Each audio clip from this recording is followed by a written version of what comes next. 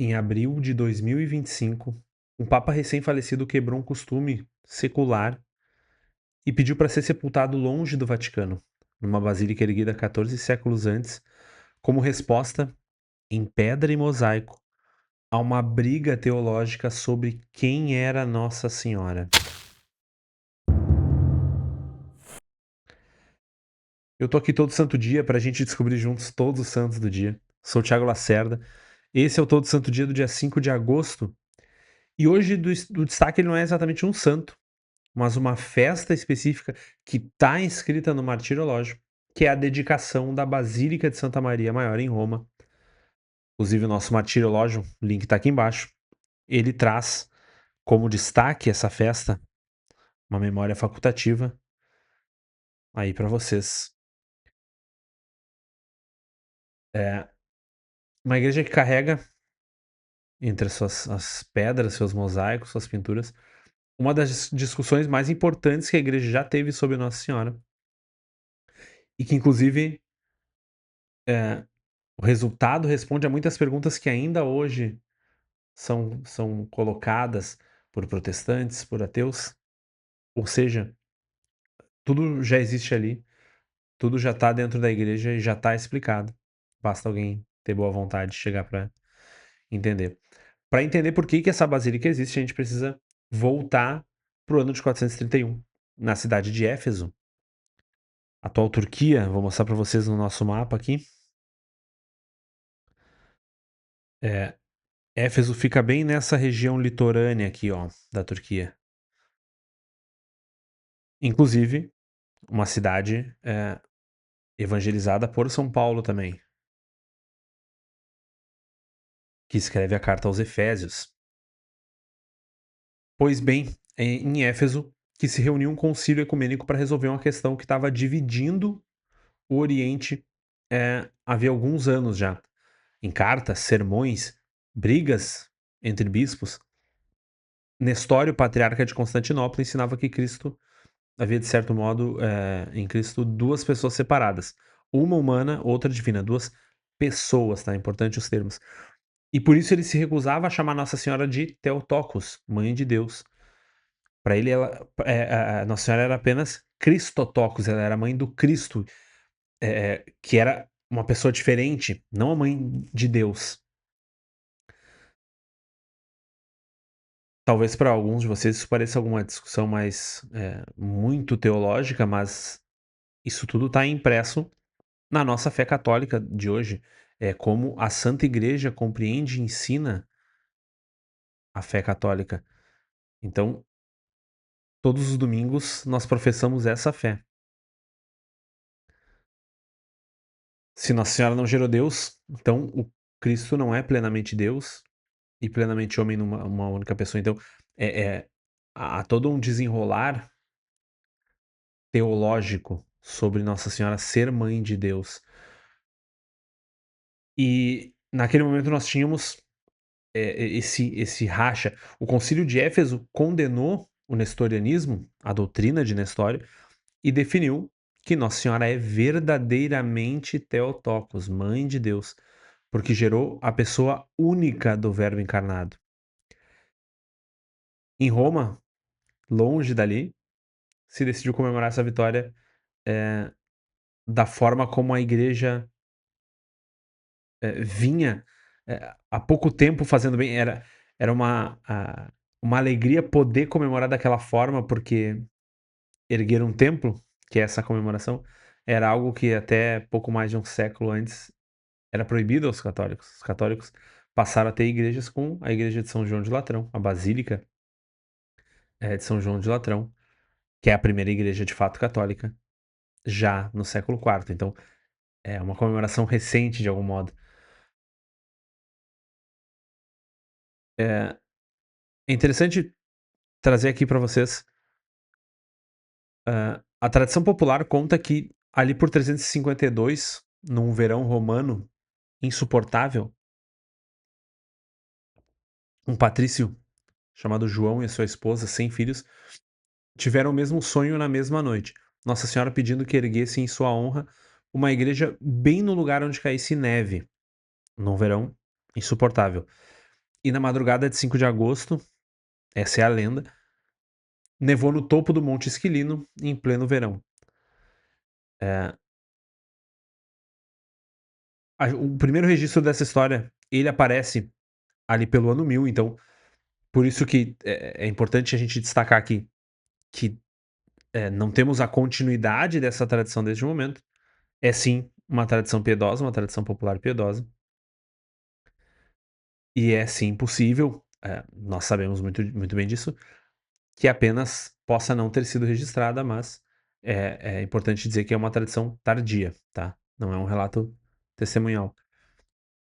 Mas, o que nós temos de fato é que logo depois do Concílio de Éfeso, o Papa São Sisto III, que governou a igreja entre 432 e 440, reconstruiu por completo essa antiga basílica do Monte Esquilino, que inclusive era ligada ao nome do Papa Libério, um papa do século IV, e fez a dedicação solene a Nossa Senhora no dia 5 de agosto de 434.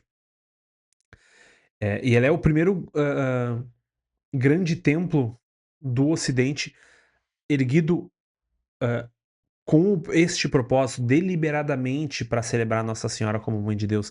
Então, é por isso que ela tem essa importância tamanha. Porque se hoje pra gente é muito comum ter igrejas dedicadas a Nossa Senhora, nesse momento, sequer era comum ter muitas igrejas, e algumas eram já, sim, dedicadas a Nossa Senhora, mas o título Mãe de Deus recém, eh declarado no Concílio de Éfeso, tem o seu grande já a sua inserção na vida, na estrutura, digamos, da igreja já através dessa basílica, guardadas as devidas proporções. É como a gente, ter a aparição e o santuário de Lourdes, por exemplo, e as aparições das graças e etcétera, ligados ao dogma da Imaculada Conceição, muito próximos, uma coisa fortalecendo a outra. Eh, não é uma relação, eh, equivalente, mas dá para entender.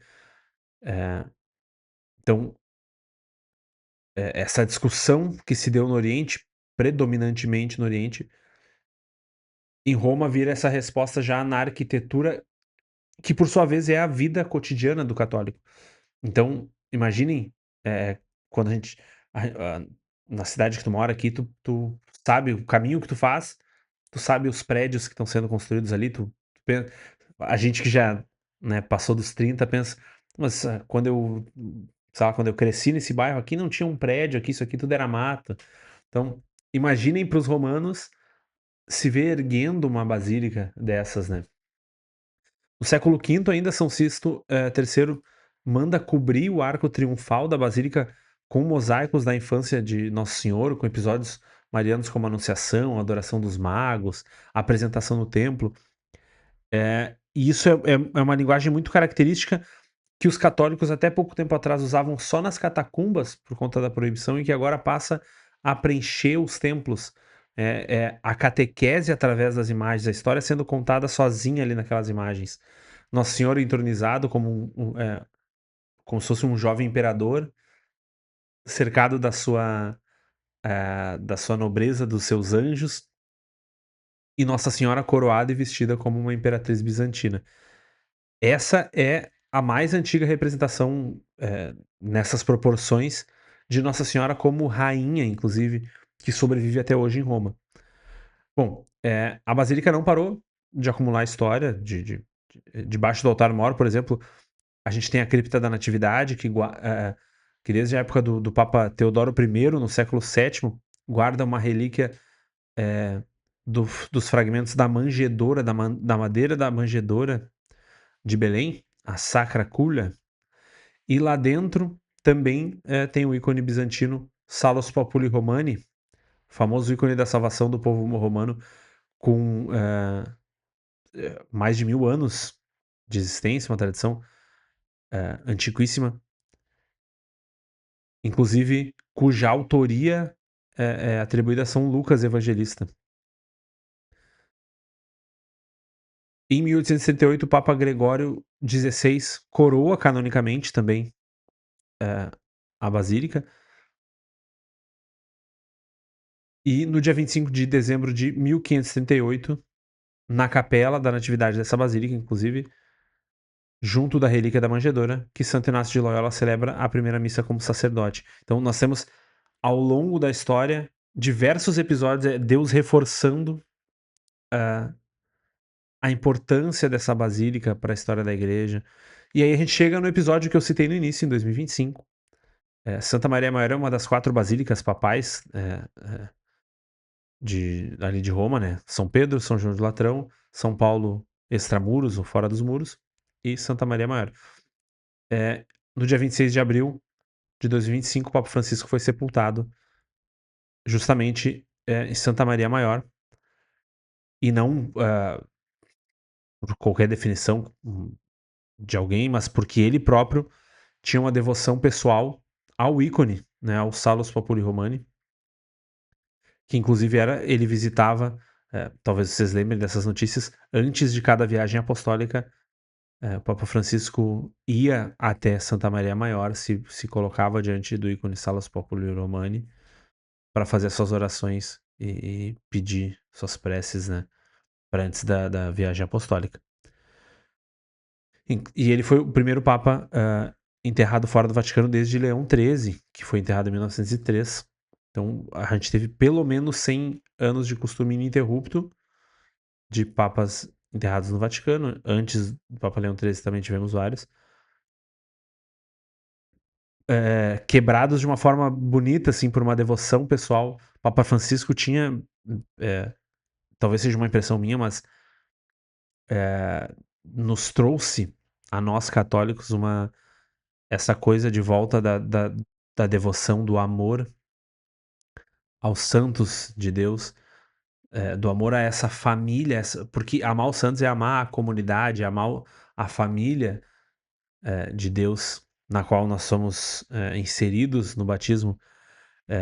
Eu tenho do lado da minha cama uma imagem de São José dormindo, que eu aprendi a ter e a rezar com o Papa Francisco também, que logo nos primeiros, acho que meses de pontificado, contou que tinha essa imagem de São José dormindo, que ele colocava as suas preces anotadas embaixo da imagem. Então, o Papa Francisco era um homem de bonitas devoções. E hoje é dia de fazer memória dele também.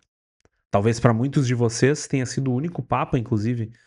Eu me converti em 2009, sob o Papa Bento XVI.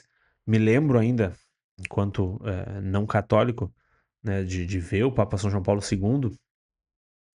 Mas a maior parte da minha vida de católico foi sob o pontificado do Papa Francisco também. Então, é uma lembrança fraterna, né, uma lembrança paterna no dia de hoje, além de toda essa história que a gente já falou. O Papa Francisco, então, tinha esse hábito fixo e acho que um pouco da reflexão que a gente pode trazer hoje é justamente o que eu ofereço a Nossa Senhora antes e depois dos grandes eventos da minha vida, quando eu vou fazer uma viagem, quando eu tenho uma reunião importante, quando eu tenho uma decisão importante. Eu tenho uma imagem de Nossa Senhora na minha casa, um cantinho, um lugar onde, antes de sair de casa, eu me coloco diante de Nossa Senhora, peço intercessão, peço que ela zele por mim, peça ao Filho, a Nossa Senhora que nos guarde. Me conta aí se tu tem alguma devoção mariana, se tu tem alguma prática, como essas práticas, as bonitas práticas devocionais que o Papa Francisco nos ensinou. Qual é o teu Salus Populi Romani? Qual é o teu local de entrega a Deus, o teu cantinho ali de dedicação diária ou nos grandes momentos? Deixa o teu like, deixa a tua inscrição. Isso ajuda o canal a chegar mais longe, a evangelizar mais, a ajudar mais pessoas a conhecer a vida dos santos. E se esse vídeo te ajuda, considera te tornar um membro do Hub através da assinatura Hub Unum ou Hub Plus, para tu ter acesso E aí, claro, eu indico aqui o Hub Unum, porque daí tu vai ter acesso, além dos jogos do Hub Católico, já tem o Romaria. Vou mostrar pra vocês aqui que eu tô com o site aberto. Deixa eu já botar o meu login aqui pra vocês verem. O Romaria é o primeiro jogo do Hub Católico. Como qualquer jogo, tem ali as suas funcionalidades premium. E quem assina o Hub Plus tem acesso a todas as funcionalidades de todos os jogos. Mas quem assina o Hub 1 não tem acesso a todas as funcionalidades de todos os jogos, aos e-books, aos cursos. Nós temos, por exemplo, o e-book O Guia de Eventos Paroquiais e o curso Pilares da Ordem, que está saindo agora. Ó, esse aqui é o Romaria. Vocês já devem ter visto alguns vídeos meus jogando nele. Tem aqui no canal do Hub. E esses dois aqui, ó, o iconográfico e o agiográfico, são, por exemplo, funcionalidades premium. Então, quem não assina não consegue jogar eles. Tem jogadas ilimitadas para quem assina, etc. Então, além de tu ajudar esse conteúdo a sair, tu vai estar recebendo produtos, funcionalidades, acessos, conteúdos, entretenimento. Então, o link tá aqui embaixo. Eu tenho certeza que tu não vai te arrepender. Ajuda o Hub, compartilha esse vídeo e vamos para os nossos santos do dia de hoje. Porque sim, não temos apenas uma festa, nós temos todo um martirológio de santos. Começamos por São Mêmio, bispo de Chalon-sur-Marne, na Gália Bélgica, norte da França, no período séculos 3, 4, em que o cristianismo ainda era construía ali as suas primeiras sedes episcopais fora dos grandes centros do império. Então, São Mêmio é venerado como o primeiro bispo dessa cidade, e o mesmo período em que o catolicismo passa aos poucos a ser descriminalizado, né? São Pares, bispo de Teano na campanha italiana, Campania, no século IV. Mesmo momento de expansão, tá? Das primeiras grandes dioceses católicas fora das grandes cidades, fora de Trèveris, fora de Roma, fora de Ravenna. Então nós vamos tendo dioceses no interior, tá? Primeiro bispo também de Teano, São Pares. São Cassiano, bispo de Autun, na Gália Lionense, também mesmo período, tá? Aqui a gente está falando mais das dioceses entre os gauleses, a gente está falando do fim do Império Romano, mas mesmo momento de fundação das dioceses, justamente depois da paz de Constantino, São Cassiano foi bispo de Autun, mas não o primeiro bispo. Santa Nona de Nazianzo, na Capadócia, no século IV, tá? Ela foi esposa de São Gregório o Velho, que era bispo de Nazianzo, e mãe de São Gregório Nazianzeno, de São Cesário e de Santa Gorgônia. A tradição, inclusive, nos lembra ela como a esposa que conduziu o próprio marido, ainda pagão, à conversão, ele que se tornou bispo e que foram pais de um dos maiores teólogos da história. Santo Emídio, bispo e mártir do século IV, no Ascoli Piceno, nas Marcas italianas, é o primeiro bispo também do Ascoli Piceno. São Venâncio, bispo de Viviers, na Gália, que faleceu ali por volta de 535, na época em que os francos já dominavam uma boa parte da região, pós-queda do Império Romano. Foi bispo de Viviers. São Viador, eremita em Tremblevif, que hoje é uma cidade chamada Saint-Viâtre, justamente de São Viador, ou seja, o nome do santo. Ele viveu no século VI, num período em que o monaquismo eremítico se espalhava muito no interior da França. Posteriormente, a gente vai ter, na França Merovíngia, a gente vai ter depois Carolíngia, o beneditismo se proliferando, mas nesse momento a gente tem um monaquismo eremítico muito forte. O próprio São Viador viveu, em parte, esse eremitério. Santo Osvaldo, rei e mártir da Nortúmbria, uma região da Inglaterra, não era ainda a Inglaterra em 642, era um reino de origem anglo-saxã na Grã-Bretanha. E Santo Osvaldo foi um guerreiro notório, foi um rei conhecido por ser amante da paz e que difundiu a fé católica no território, tá? 642 é um período ainda bem inicial, assim, a gente tá pensando na fé nas Ilhas Britânicas. Depois temos o beato Francisco Zanfredini, um religioso italiano do século XIV, morreu em 1350, mais ou menos, que foi um terciário franciscano, ou seja, um leigo de vocação religiosa franciscana. Doou seus bens aos pobres e viveu quase 50 anos numa espécie de eremitério que ele mesmo criou. Santa Margarida, viúva de San Severino, em San Severino, em 1395. É, o beato Pedro Miguel Noel, presbítero, que morreu num navio próximo de Roquefort, em plena Revolução Francesa ali. Os navios prisão eram esses lugares para onde eram mandados sacerdotes. Muitos deles, se não morriam martirizados, morriam das doenças que eles próprios tratavam naqueles presos, tá? Ele era um sacerdote de Rouen e foi preso justamente porque se negou a ser um sacerdote revolucionário e morreu ele próprio contaminado das doenças, do cativeiro, né? O beato Edmund Angel, ou Edmundo Ângelo, é espanhol, na Catalunha, na Guerra Civil Espanhola de 1936, tá? Lasalista da Congregação dos Irmãos das Escolas Cristãs.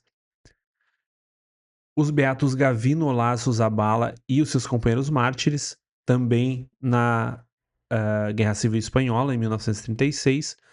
Esses agostinianos, provavelmente por isso estão separados dos anteriores, ah, os dois em locais muito próximos, mas de ordens religiosas diferentes. E também os beatos Maximino Fernandes Marinas, Vitor Garcia Ceballos, Manuel Moreno Martínez e Eduardo Gonçalves Santo Domingo, que também morreram na Espanha, mas em Madrid, em 1936 também, no auge da perseguição da Guerra Civil Espanhola. Os três primeiros sacerdotes, o último religioso dominicano. Foram-se os santos de hoje. Manda esse vídeo para alguém que tu sabe que tem uma imagem de Nossa Senhora, que tem muito carinho, uma devoção desse tipo a Nossa Senhora. E se esse vídeo te ajuda a conhecer a fé católica, te ajuda a conhecer os santos, considera te tornar membro assinando o Hub Unum. Tem o plano trimestral, o plano anual. No Hub Plus tem um plano mensal também para ti. Deixa o teu like, a tua inscrição. Acessa os nossos jogos, acessa o Romaria, joga grátis. Em breve a gente vai ter o quiz católico também. Tá quase pronto, quase, já tá em fase beta. Eu te espero em todas as plataformas, o Martiriológio tá aqui embaixo. Nós temos um ecossistema gigantesco, cheio de coisas, tudo que tu imaginar de história da igreja, de vida dos santos, tem no Hub Católico. Então, acessa o nosso site, tu pode passar o dia todo ali consumindo conteúdo que tem muita coisa. E eu te espero amanhã para mais um Todo Santo Dia. Até a próxima. Tchau.